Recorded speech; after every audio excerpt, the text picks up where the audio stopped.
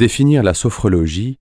c'est suivre les étapes de son histoire qui correspondent principalement aux questions que son fondateur s'est posées, aux orientations théoriques et pratiques qu'il a choisies, et aux positions critiques et constructives qui ont été émises par ceux qui, après lui, ont ouvert de nouvelles perspectives de recherche.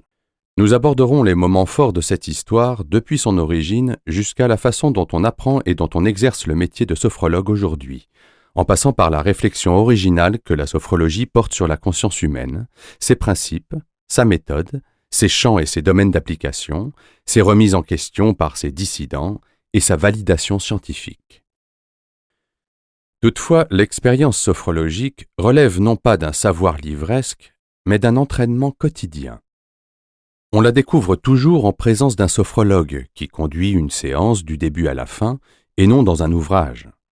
Pour faire comprendre le sens et la valeur de cette discipline de terrain, rien de mieux donc que d'évoquer ponctuellement ce que les sophronisants, les personnes qui pratiquent la sophrologie, en disent en général.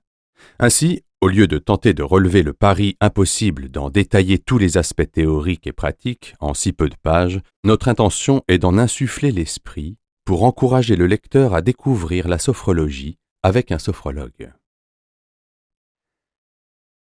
Pour continuer à écouter ce livre audio gratuitement, cliquez sur le lien dans la description et vous pourrez l'écouter en entier sans frais grâce à l'essai de 30 jours d'Audible.